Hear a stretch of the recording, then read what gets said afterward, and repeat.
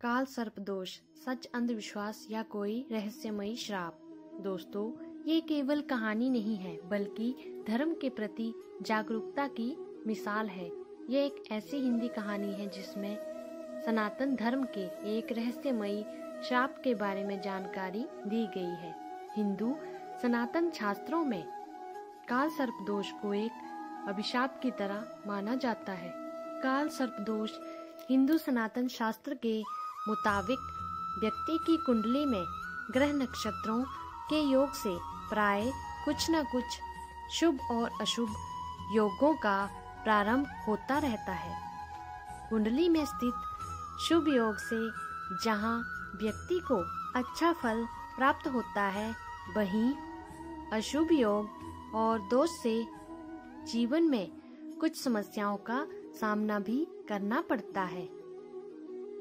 काल सर्पदोष को शापित माना गया है। दरअसल हिंदू सनातन शास्त्र के जानकारों का कहना है कि काल सर्पदोष के अशुभ प्रभाव से शारीरिक, मानसिक और आर्थिक परेशानियों का सामना करना पड़ता है।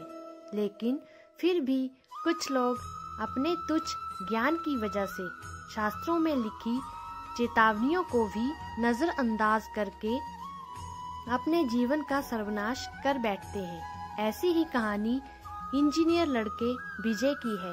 विजय आधुनिक शिक्षा ग्रहण कर चुका है और अब उसे तलाश थी एक अच्छी नौकरी की।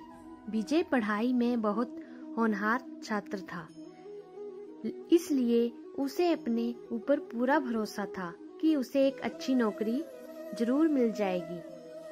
अब परीक्षा खत्म होते ही विजय अपने पहले साक्षात्कार के लिए खूब तैयारियां करता है। विजय अच्छी तरह जानता है कि अगर उसने यह नौकरी प्राप्त कर ली तो वह सफलता की पहली सीढ़ी चढ़ जाएगा। विजय साक्षात्कार के लिए अपना बायोडाटा लेकर निकल जाता है। रास्ते में अचानक उसे एक तेजस्वी बाबा मिलते हैं। वे उसे रोक लेते हैं और अपने पास बुलाते हैं और उसके मस्तिष्क को देखकर कहते हैं, तेरा काल सर्पदोष प्रारंभ हो चुका है, सावधान रहना बेटे, और चले जाते हैं। विजय को अपने साक्षात्कार के लिए देरी हो रही थी, इसलिए वह जल्दी जाना चाहता था और वैसे भी विजय को इस तरह की बातों पर कोई भरोसा नहीं। विजय कंपनी के रिसेप्शन पर पहुंचकर साक्षात्कार की प्रक्रिया पता करता है। रिसेप्शन पर बैठी महिला कर्मचारी विजय को एक कागज देती है और उसमें उसकी निजी जानकारियां भरने को कहती है। विजय कागज लेकर उसमें जानकारियां भरने लग जाता है। विजय के साथ साथ और भी प्रतिभागी साक्षात्कार में हिस्सा लेने आए हुए थे। कुछ ही समय में सभी अपनी अपनी जानकारियां भर के कागज रिसेप्शन में जमा कर देते हैं। घंटी बजते ही साक्षात्कार का दौर प्रारंभ हो जाता है।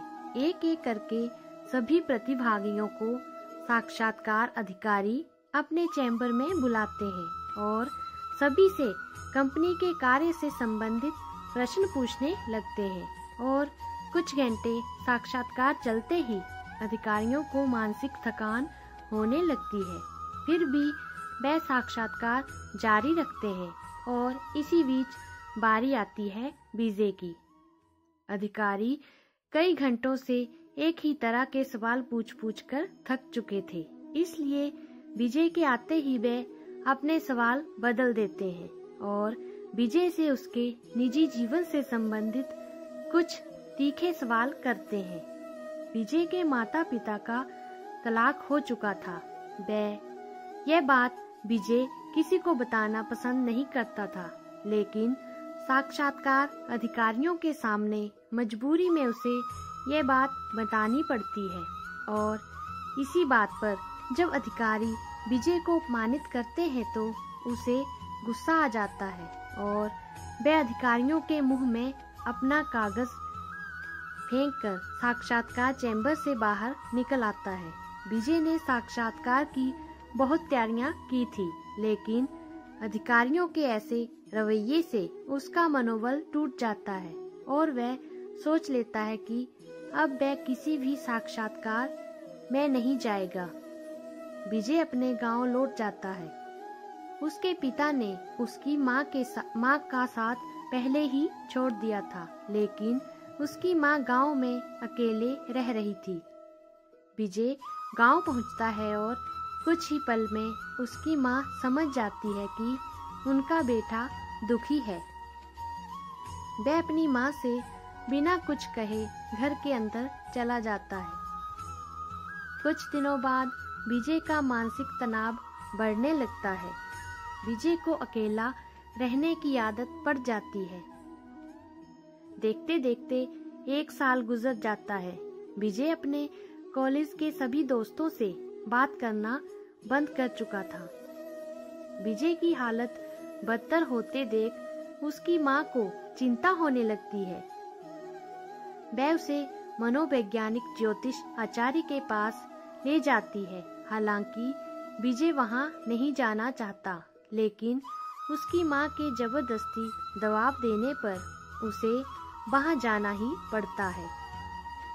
ज्योतिषाचार्य विजय की कुंडली देखते ही अपनी आंखें बड़ी कर लेते हैं और कहते हैं, बेटा, तुम्हारी कुंडली में तो अद्भुत काल सर्प दोष है। अपने माँ की भक्ति की वजह से तुम अब तक जिंदा हो, क्योंकि तुम्हारे जीवन में काल की दस्तक हो चुकी है और वह तुम्हारा भविष्य खाने के लिए तैयार है। विजय को इन सब बातों में कोई रुचि नहीं होती।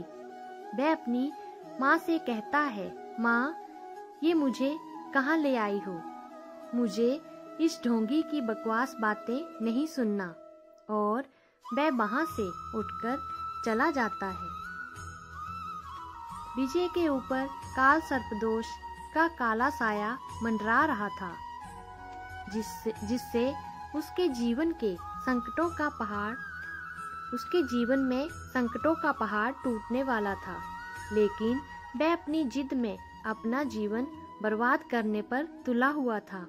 विजय के जाने के बाद उसकी माँ ज्योतिषाचार्य से विजय का काल सर्पदोष समाप्त करने का उपाय पूछती है।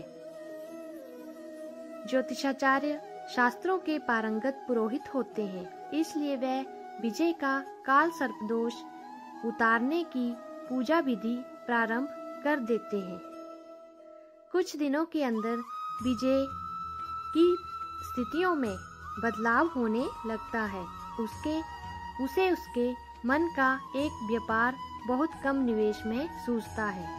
वह अपना काम जमा लेता है और धीरे धीरे उसका दिमाग स्थिर होने लगता है। विजय के काल सर्पदोष हट चुका था और विजय सफलता की ऊंचाइयों में बढ़ने लगता है। वह आज भी शास्त्रों पर विश्वास नहीं करता था, लेकिन भगवान ने उसे अभयदान दे दिया था। विजय की नास्तिकता के साथ ही यह कहानी समाप्त हो जाती है। दोस्तों, अगर आपको हमारी आज की ये वीडियो पसंद आई हो तो हमारे इस YouTube चैनल को लाइक, शेयर और सब्सक्राइब करें। कमेंट में अपने अपने इष्ट देव की जयकार लिखना ना भूलें। आपका बहुत बहुत धन्यवाद। जय श्री कृष्ण।